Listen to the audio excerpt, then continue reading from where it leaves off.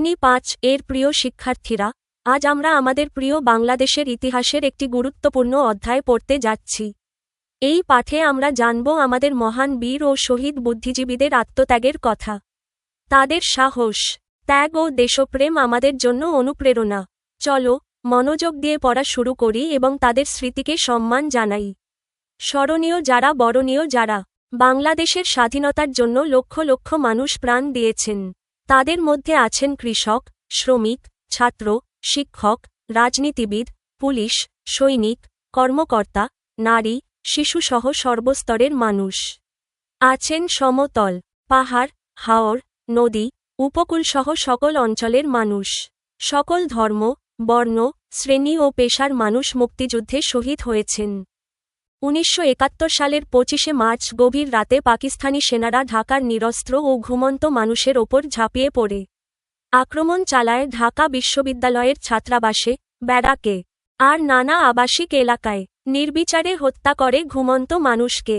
৯ মাস ধরে তারা হত্যাকাণ্ড চালিয়ে যায়।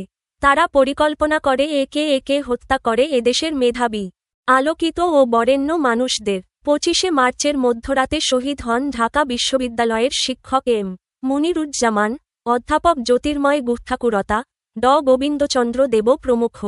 বিজ্ঞানের শিক্ষক ছিলেন এম মুনিরুজ্জামান। প্রচণ্ড গোলাগুলির শব্দ শুনে তিনি পবিত্র কুরআন পড়া শুরু করেন। কুরআন পাঠরত মানুষটিকেই টেনে হিঁচড়ে নিচে নামায় পাকিস্তানি সেনারা। একই বাড়ির নিচতলায় থাকতেন অধ্যাপক জ্যোতির্ময় গুহঠাকুরতা। তিনি ছিলেন ইংরেজি সাহিত্যের খ্যাতিমান শিক্ষক। তাকেও শত্রুসেনারা টেনে হিঁচড়ে বের করে আনে। তারপর দুজনকেই গুলি করে হত্যা করে। এই বাড়ির খুব কাছেই এক বাসায় থাকতেন অধ্যাপক গোবিন্দচন্দ্র দেব। দর্শনশাস্ত্রের খ্যাতনামা শিক্ষক ছিলেন তিনি। মানুষ হিসেবে ছিলেন খুব সহজ সরল আর নিরহংকার। ওই একই রাতে তাকেও হত্যা করা হয়। হত্যা করা হয় আরও কয়েকজন শিক্ষককে। ২৫শে মার্চ রাতে আক্রান্ত হয় সংবাদপত্র অফিসগুলোও। অনেক অফিসে আগুন লাগিয়ে দেওয়া হয়। হত্যা করে বহু সাংবাদিককে। সেই রাতে লেখক ও সাংবাদিক শহীদ সাবের পত্রিকা অফিসেই ঘুমাচ্ছিলেন। ঘুমন্ত অবস্থায় পুড়ে মারা যান তিনি।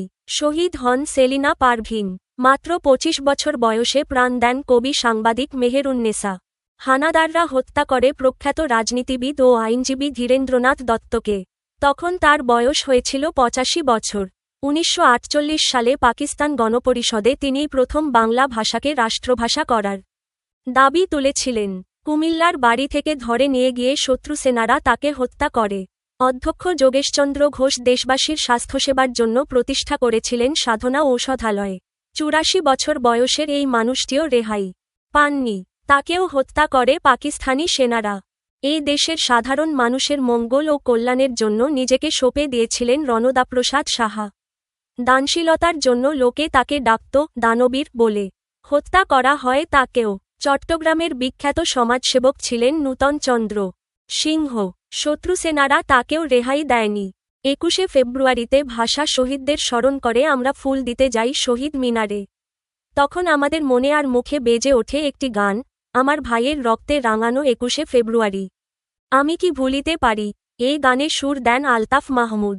এই সুরসাধকের প্রাণ কেড়ে নেয় পাকিস্তানি বাহিনী। মুক্তিযুদ্ধের একেবারে শেষের দিকে পাকিস্তানিরা বুঝতে পারে যে তাদের পরাজয় অবধারিত। তখন তারা এদেশকে মেধাশূন্য করার ষড়যন্ত্র করে। তারা জানত চিন্তাবিদ, শিক্ষাবিদ ও সৃষ্টিশীল মানুষদের হত্যা করলে এদেশের অপূরণীয় ক্ষতি হবে। তখন তারা সেই ক্ষতি করার কাজ শুরু করে। নতুন করে হত্যাযজ্ঞ শুরু করে ১৯৭১ সালের ১৪ই ডিসেম্বর। তারা ধরে নিয়ে যায় অধ্যাপক মুনির চৌধুরী, অধ্যাপক মোফাজ্জল হায়দার চৌধুরী ও অধ্যাপক আনোয়ার পাশাকে। তারা ছিলেন ঢাকা বিশ্ববিদ্যালয়ের খ্যাতিমান শিক্ষক। তুলে নিয়ে যায় ইতিহাসের অধ্যাপক সন্তোষচন্দ্র ভট্টাচার্য ও অধ্যাপক গিয়াসউদ্দিন আহমদকে। ইংরেজির অধ্যাপক রাশিদুল হাসানও বাদ পড়েন না। এর আগেই হত্যা করে সাংবাদিক সিরাজউদ্দিন হোসেনকে। তারা প্রখ্যাত লেখক ও সাংবাদিক শহীদুল্লাহ কায়সারকে তুলে নিয়ে যায়। সাংবাদিক নিজাম উদ্দিন আহমদ ও আ.ন.ম গোলাম মোস্তফা, প্রখ্যাত চিকিৎসক ফজলে রাব্বি, আব্দুল আলিম চৌধুরী ও মোহাম্মদ মোর্তজাকেও একইভাবে ধরে নিয়ে যাওয়া হয়। ধরে নিয়ে যাওয়া হয় আরও বহু জনকে। এরা কেউই আর জীবিত ফিরে আসেননি। দেশ স্বাধীন হবার পরে এই সকল বুদ্ধিজীবীর অনেকের ক্ষত বিক্ষত লাশ পাওয়া যায় মিরপুর ও রায়ের বাজারের বধ্যভূমিতে। আবার অনেকের কোনো সন্ধানও পাওয়া যায়নি। তাদের স্মরণে প্রতিবছর 14ই ডিসেম্বর আমরা পালন করি শহীদ বুদ্ধিজীবী দিবস। জাতির শ্রেষ্ঠ সন্তান ছিলেন তারা। তাদের আত্মদান আমরা কখনো ব্যর্থ হতে দেব না। আমরা তাদের স্মরণ করব চিরদিন। অনুশীলনী ১ শব্দগুলো পাঠ থেকে খুঁজে বের করি। অর্থ বলি। অবরুদ্ধ, অবধারিত, আত্মদানকারী, নির্বিচারে, বরেণ্য, পাষণ্ড, মনম্বী, খ্যাতনামা। শব্দ অর্থ। অবরুদ্ধ, শত্রু দ্বারা ঘেরাও হওয়া, বন্দী অবস্থায় থাকা। অবধারিত, নিশ্চিত, অনিবার্য। আত্মদানকারী, যিনি নিজের জীবন উৎসর্গ করেন। নির্বিচারে, কোনো বিচার বিবেচনা ছাড়াই। বরেণ্য, বরণীয়, শ্রদ্ধেয়, মহৎ ব্যক্তি। পাষণ্ড, নিষ্ঠুর, নির্দয় ব্যক্তি, প্রাসঙ্গিক প্রয়োগ। মনসী, মেধাবী, জ্ঞানী ব্যক্তি। খ্যাতনামা, বিখ্যাত, সুনামধন্য। ২ ঘরের ভিতরের শব্দগুলো খালি জায়গায় বসিয়ে বাক্য তৈরি করি। অবরুদ্ধ, অবধারিত, আত্মদানকারী, বরেণ্য, নির্বিচারে, খ্যাতনামা, মনসী। ক তারা বুঝতে পারে যে তাদের পরাজয় অবধারিত। খ দেশের ভিতরে অবরুদ্ধ জীবনযাপন করতে করতে প্রাণ দেন এদেশের লক্ষ লক্ষ মানুষ। গ পাকিস্তানিরা একে একে হত্যা করে এদেশের মেধাবী, আলোকিত ও বরেণ্য মানুষদের। ঘ মুক্তিযুদ্ধে শহীদরা মহান আত্মদানকারী হিসাবে চিরস্মরণীয়। 25শে মার্চ রাতে পাকিস্তানি সেনারা নির্বিচারে হত্যা করে নিদ্রিত মানুষকে। চ অধ্যাপক গোবিন্দচন্দ্র দেব ছিলেন দর্শনশাস্ত্রের খ্যাতনামা শিক্ষক। ৩ নিচের প্রশ্নগুলোর উত্তর বলি ও লিখি। ক 1971 সালের 25শে মার্চ রাতে পাকিস্তানি সৈন্যরা এদেশে কি করেছিল? উত্তর 1971 সালের 25শে মার্চ রাতে পাকিস্তানি সেনারা ঢাকার নিরস্ত্র ও ঘুমন্ত মানুষের ওপর আক্রমণ চালায়। তারা ঢাকা বিশ্ববিদ্যালয়ের ছাত্রাবাস, পুলিশ ব্যারাক ও আবাসিক এলাকায় নির্বিচারে হত্যাকাণ্ড চালায়। খ কোন শহীদ বুদ্ধিজীবী প্রথম পাকিস্তানি গণপরিষদে বাংলা ভাষাকে রাষ্ট্রভাষা করার দাবি জানান? তার সম্পর্কে বলি ও লিখি। উত্তর ধীরেন্দ্রনাথ দত্ত 1948 সালে পাকিস্তান গণপরিষদে প্রথম বাংলা ভাষাকে রাষ্ট্রভাষা করার দাবি জানান। তিনি ছিলেন প্রখ্যাত রাজনীতিবিদ ও আইনজীবী। 85 বছর বয়সে কুমিল্লায় পাকিস্তানি সেনারা তাকে হত্যা করে। গ শহীদ সাবের কে ছিলেন? তিনি কিভাবে শহীদ হন? উত্তর শহীদ সাবের ছিলেন লেখক ও সাংবাদিক। 25শে মার্চ রাতে তিনি পত্রিকা অফিসে ঘুমানোর সময় পাকিস্তানি সেনারা অফিসে আগুন লাগিয়ে দেয়। ঘুমন্ত অবস্থায় তিনি পুড়ে শহীদ হন। ঘ রণদাপ্রসাদ সাহাকে কেন দানবীর বলা হয়? উত্তর রণদাপ্রসাদ সাহা দরিদ্র ও সাধারণ মানুষের মঙ্গলের জন্য নিজের সম্পদ দান করতেন। দানশীলতার জন্য মানুষ তাকে দানবীর বলে ডাকত।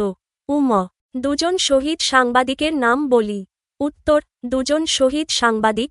১ শহীদ সাবের, পুড়িয়ে হত্যা। ২ সেলিনা পারভিন, কবি ও সাংবাদিক। চ আমরা কেন চিরদিন শহীদ বুদ্ধিজীবীদের স্মরণ করব? উত্তর বুদ্ধিজীবীরা ছিলেন দেশের মেধা, জ্ঞান ও সংস্কৃতির ধারক। তাদের হত্যার মাধ্যমে পাকিস্তানিরা বাংলাদেশকে মেধাশূন্য করতে চেয়েছিল। তাদের আত্মদান ও ত্যাগের জন্য আমরা চিরদিন তাদের স্মরণ করব। ছ কোন দিনটিকে শহীদ বুদ্ধিজীবী দিবস হিসেবে পালন করা হয়? কেন? উত্তর 14ই ডিসেম্বর শহীদ বুদ্ধিজীবী দিবস পালন করা হয় কারণ 1971 সালের এই দিনে পাকিস্তানি সেনারা পরাজয় নিশ্চিত জেনে দেশের শীর্ষস্থানীয় বুদ্ধিজীবীদের হত্যা করে। ৪ বাম পাশের বাক্যের সাথে ডান পাশের ঠিক শব্দ মিলিয়ে পড়ি ও লিখি।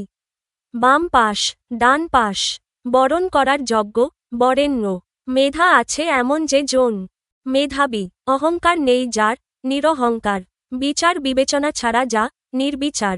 কোনোভাবেই পূরণ করা যায় না, অপূরণীয়। ৫ ঠিক উত্তরটিতে টিক চিহ্ন দিই। ক কোন তারিখে পাকিস্তানি সেনারা ঢাকার নিরস্ত্র, ঘুমন্ত মানুষের উপর ঝাঁপিয়ে পড়ে? 1971 সালের 25শে মার্চ। খ প্রতিবছর 14ই ডিসেম্বর পালন করা হয় শহীদ বুদ্ধিজীবী দিবস হিসেবে।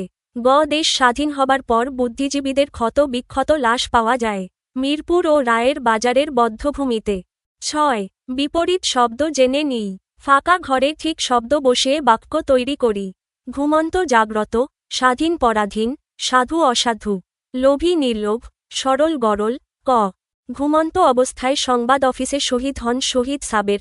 খ দেশ স্বাধীন হবার পরে অনেক বুদ্ধিজীবীর লাশ পাওয়া যায়। গ এদেশের কৃষক পরাধীন জীবনযাপন করে।